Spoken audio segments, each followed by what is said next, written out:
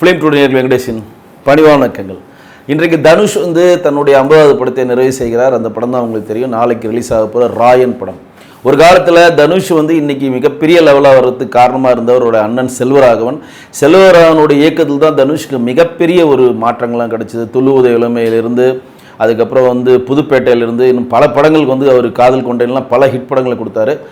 அதற்கப்புறம் அதே செல்வராகவன் தன் அண்ணனை வைத்து தனுஷ் ஒரு படம் இயக்கியிருக்காரு. அதான் அவருடைய 2வது படம். ஏன்னா முதல் படமே ஏற்கனவே பவர் பாண்டின்னு ஒரு படம் இயக்கியிருந்தார். இப்போ ராய் என்ற படத்தை சன் பிக்சர்ஸ்க்காக அவர் இயக்கியிருக்காரு.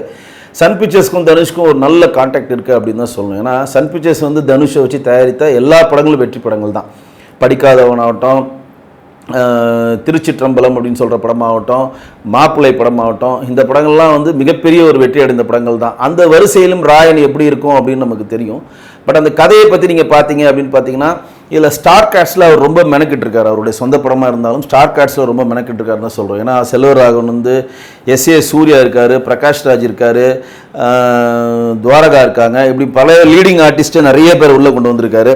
அப்புறம் ஜெயராமுடைய பையன் காளிதாஸ் இருக்கார். இப்படி பல பேர் உள்ளே கொண்டு ஒரு மிகப்பெரிய ஒரு ஸ்டார் காம்போ இந்த படத்தில் இருக்குது அப்படின்றது தான் ஒரு உண்மை. ஏன்னா எல்லாருமே ஒரு முக்கியமான கேரக்டர் எல்லாமே லீடிங் ஆர்டிஸ்ட்டாக உள்ள கொண்டு வராங்க. அதுவும் சொல்லப்போனால் நடிப்பு அசுரன் சொல்லுகிற எஸ்.ஏ. சூர்யா இருக்கிறது மிகப்பெரிய ஒரு பலமாக இந்த படத்தில் பார்க்கப்படுகிறது. அதாவது தனுஷருடைய 25வது படம் வேலையில்லா பட்டதாரில் அவர் எப்படி 6 பேக்கோட நடித்தாரோ, அதேமாதிரி அவருடைய 50வது படமான இந்த ராயன் படத்தில் 6 பேக் நடிச்சிருக்காரு. முதல் முறையாக தனுஷனுடைய படம் ஏ சர்டிஃபிகேட் ஆகிருக்கு. இந்த படம் ஏ சர்டிஃபிகேட் படம்னு சொல்கிறாங்க. எப்படி எதுக்கு நான் இதெல்லாம் சொல்கிறேன்னா, இந்த படம் ஏ சர்டிஃபிகேட்டு, 6 பேக்கு, அதுக்கப்புறம் இவ்வளோ ஸ்டார் காஸ்ட்டு, ரஜினிக்கு தனுஷ்க்கு மிகப்பெரிய பலமாக அந்த படத்தினுடைய மியூசிக் டைரக்டராக இருக்கக்கூடிய திரு ஏ.ஆர். ரஹ்மான் அவர் இசையமைச்சு கொடுத்துருக்காரு. தனுஷோட தொடர்ந்து 7 படங்கள் ஒளிப்பதிவு செஞ்சு ஓம் பிரகாஷ் இதில் ஒளிப்பதிவு செஞ்சு கொடுத்துருக்காரு. ஏன்னா தனுஷ்க்கும் ஒளிப்பதிவாளர் ஓம் பிரகாஷ்க்கும் மிகப்பெரிய ஒரு கெமிஸ்ட்ரி.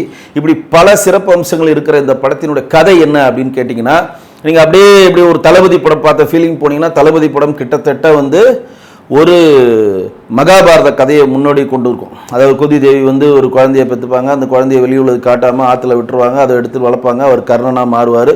இந்த கதையை மேற்கோள் காட்டி தான் தளபதி படத்துலேருந்து அந்த 1 லைன் எடுத்து தளபதி படத்தை ரஜினி படத்தை பண்ண மாதிரி இதில் கிட்டத்தட்ட ஒரு ராமாயணத்தினோட ராவனுடைய கதையை டைரக்டர் எடுத்திருக்காரு. யார் டைரக்டர், யார் தனுஷை எடுத்திருக்காரு அப்படின்னு தான் நம்ம சொல்லணும். ஏன் அப்படின்னா, எப்படி ராமாயணத்தில் ராவணனுக்கு 2 தம்பிகள், ஒருத்தர் விமர்சனம், இன்னொருத்தர் இருப்பார் கும்பகர்ணன். அதே மாதிரி ஒரு தங்கை இருப்பாங்க. அந்த தங்கை தான் ராமாயணமுடைய அந்த போர் வரத்துக்கே ஒரு மூல காரணமாக இருப்பாங்க.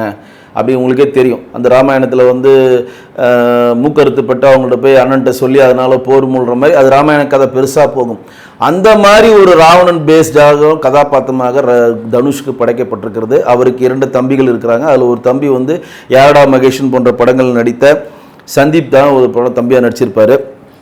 சந்தீப் கிஷன் தான் ஒரு தம்பியாக நடிச்சிருப்பார். இன்னொருத்தர் தம்பி, ஒரு தங்கை இருக்காங்க. அந்த போஸ்டர் பார்த்தாவே தெரியுது. ஸோ இது ஒரு அண்ணன் தம்பி தங்கைகளுக்காக ஏதோ ஒரு விஷயத்தை முன்னெடுக்க போகிறாரு அந்த கதை நோக்கி நகர்றதான் நம்ம பார்க்குறோம். அது மட்டும் இல்லாமல் ஃபுட் கோர்ட்டில் இருக்க மாதிரி தான் அந்த படத்தினுடைய காட்சி அமைக்கப்பட்டிருக்கிறது. அவங்க ஃபாஸ்ட் ஃபுட் சென்டர் மாதிரி ஒரு வேனை வடிவமைச்சு அதில் ரஜினி அதில் தனுஷ் அதில் ஒரு மாஸ்டராக இருக்க மாதிரி, இன்னும் சொல்லப்போனால் அவங்க ஃபுட்டு டெலிவரி பண்ணுற மாதிரி அந்த ட்ரெஸ் மாதிரி ஒன்று போட்டிருக்காரு. அதாவது செஃப்லாம் போட்டிருப்பாங்களே, அந்த மாதிரி செஃப் போட்டு அதில் ஃபுல்லாக ரத்தக்கடை படிஞ்சிருக்கு. ஸோ ஒரு ஃபுட் கோர்ட்டுன்னு வச்சு அதை விட்டு அந்த ஃபுட் கோர்ட்டை செயல்படுத்துகிற மாதிரி, ஃபேமிலியாக ரன் பண்ணுற மாதிரி அதில் வர ஒரு திருப்பங்களை வச்சு தான் அந்த கதை நகருதா அப்படின்றது கூட சொல்லலாம். ட்ரெய்லரில் கூட சில விஷயங்கள் நீங்கள் பார்த்துருப்பீங்க. அதாவது மன்னிப்பு கேட்டியா அப்படின்னு கேட்டோன்னா, ஆமாம் சார் மன்னிப்பு கேட்டேன் அப்படின்னு அவர் சொல்கிற மாதிரி ஒரு காட்சியில் அமைக்கப்பட்டிருக்கிறது. ஸோ இந்த கதை எதை நோக்கி நகர்கிறது ராயன் அப்படின்னு பார்த்தீங்கன்னா, தன்னுடைய அண்ணனை வைத்து இயக்கத்தில் நடித்து வச்ச ஒரு பெருமை மட்டும் இல்லாமல் இந்த கதை ஒரு ராமாயணத்தில் சேர்ந்து ராவணன் கதாபாத்திரத்தை நோக்கி நகர்கிறதா. ஏன்னா ராவணன் கதாபாத்திரம் இங்கே எல்லாமே நெகட்டிவாக சுத்தரிக்கப்படுறாங்க. முதல் ராவணன் கதாபாத்திரத்துக்கு ஒரு பெயர் வைத்தவர் மணிரத்னம் தான். ராவணன்றது ஒரு மூர்க்கமான ஒரு தவறு அப்படின்றது தான் அதோடைய தன்மை. அவருக்கு ஒரு 10 தலையாக இருக்குன்னா ஒரு 10 விதமான தலைகள் காட்டுற மாதிரிலாம் கூட ஒரு போஸ்டர்ஸ் இந்த படத்தில் வெளியிட்டிருக்காங்க. ஸோ அவர் ஒவ்வொருத்தருக்கும் ஒரு முகங்கள் காட்டக்கூடிய ஒரு 10 முகமாக ராயன் இருக்குமா? ஏன்னா ஒரு அன்பாக காட்டுறதுக்கு ஒரு முகம், கோபமாக காட்டுறதுக்கு ஒரு முகம், காதலாக காட்டுறதுக்கு ஒரு முகம், நேசமாக காட்டுறதுக்கு ஒரு முகம், பாசமாக காட்டுறதுக்கு ஒரு முகம், வீரமாக காட்டுறதுக்கு ஒரு முகம்னு சொல்லிட்டு பல முகங்கள் 10 தலை ராவணன் எப்படி இருப்பாரோ அந்த ஒரு காட்சி அமைப்பு மாதிரி தான் அவருடைய போஸ்டர்ஸில் பார்த்தீங்கன்னா பின்னாடி 10 தலை வர மாதிரி இந்த காட்சி அமைப்பு வைக்கப்பட்டிருக்கிறது. அப்போ இந்த ராயன்ற அந்த பேர் அப்படின்னா சொர்க்கத்தின் கதவு அப்படின்னு சொல்கிறாங்க. அது வந்து தமிழ் சொல்ல நேரடியான பதிவாக சொல்கிறாங்க.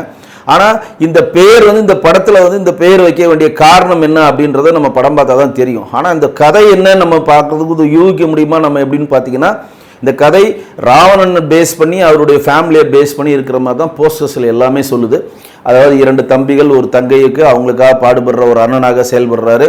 அது மட்டும் இல்லாமல் கோபம் வந்தால் அவரை யாரும் தடுக்க முடியாது. ஒட்டுமொத்த சமுதாயத்தையே சீர்கெடுக்கிற எந்த விஷயமா இருந்தாலும் அதை உடைத்தெடுக்கக்கூடிய, அதற்காக ஆயுதத்தை எடுக்க தயங்காத ஒரு விதமாக தான் பண்ணுறாங்க. இந்த படத்தில் ஏ சர்டிஃபிகேட் ஆனதுனால இன்னொரு விஷயம் தான், இந்த படம் ஃபுல்லாக ரெட்டிஷாக இருக்கும் அப்படின்னு தான் சொல்கிறாங்க. ரெட்டிஷ்னா ரத்த கலரியாக தான் இந்த படம் இருக்கும் அப்படின்னு சொல்லப்படுகிறது. ஏன்னா ஒட்டுமொத்தமாக இந்த படத்தில் வந்து எங்கேயுமே கட் பண்ணக்கூடாது அப்படின்னு சென்சார் போர்டு அதிகாரிட்ட இவங்க கேட்டால் தான் ஏ சர்டிஃபிகேட்டே வாங்குவாங்க. ஏன்னா சில விஷயங்கள் வந்து நாங்கள் வந்து யூஏ கொடுக்குறோம், இதெல்லாம் கட் பண்ணிக்கோங்க, இந்த காட்சிகள்லாம் கட் பண்ணிக்கோங்க, இந்த வசனங்கள்லாம் கட் பண்ணிக்கோங்க, இந்த காட்சியில் வந்து அதிகமாக ரத்தம் தெரிக்கிற மாதிரி காட்சி அமைப்பாக இருக்குது, அதிகமாக வந்து ஆயுதங்கள் யூஸ் பண்ணுற காட்சியாக இருக்குது, அதனால் இது நீங்கள் கன்வின்ஸ் ஆகிக்கங்கன்னு சொல்லி சென்சார் போர்டு அதிகாரிகள் கேட்குறப்ப, இல்லை எனக்கு இதெல்லாம் வேணும், கம்பல்சரி இது வேணும், இது இருந்தால் தான் அந்த படத்துக்கு வந்து உயிரோட்டம் இருக்கும் அப்படின்னு சொல்கிறதுனால அந்த படத்துக்கு வந்து வன்முறை காட்சிகளுக்காக ஒரு ஏ சர்டிஃபிகேட் இந்த படம் வாங்கினதுனால இந்த படம் முழுக்க ஒரு ஆக்ஷன் காம்போ தான் இருக்கும். அது இல்லாமல் சென்டிமெண்ட், தங்கச்சி இருக்கிறதுனால சென்டிமெண்ட் காம்போவும் இருக்கும். ரெண்டாவது வந்து இந்த லீடாக, இந்த ஃபேமிலிக்கு லீடாக ஒரு தலைமை தாங்குற மாதிரி இருக்கிறதுனாலையும் இதற்கு வந்து ஒரு குடும்ப சென்டிமெண்ட்டை நோக்கி நகர்ற மாதிரி இந்த படம் இருக்கலாம். ஆனால் வந்து பிரகாஷ் ராஜ், எஸ்.ஏ. சூர்யா போன்ற வில்லன்கள்லாம் உள்ளே வர்றதுனால இன்னும் விறுவிறுப்பு, பரபரப்பு ரொம்ப அதிகமாக இருக்கும். ஆனால் மொத்தத்தில் வந்து தனுஷோடைய 25வது படம் வேலையில்லா பட்டதாரி எப்படி வெற்றி அடைஞ்சதோ, எப்படி சன் பிக்சர்ஸ்னுடைய படிக்காதவன், திருச்சிற்றம்பலம், மாப்பிள்ளை படம் வெற்றி அடைஞ்சதோ, அதே மாதிரி ராயன் படமும் கண்டிப்பாக தனுஷுக்கு மிகப்பெரிய ஒரு மாற்றத்தை கொண்டு வச்சிருக்கும். பவர் பாண்டி அப்படின்ற படத்தின் மூலம் தன் முக்கியமான ஒரு டைரக்டர் நிலைநிறுத்திய தனுஷ் இந்த ராயல் படத்திலும் தனக்கான ஒரு முத்திரையை பதிப்பார் அப்படின்னு தான் நம்ம நினைக்கிறோம். மீண்டும் ஒரு நல்ல நிகழ்வில் சந்திக்கிறேன். நன்றி, வணக்கம்.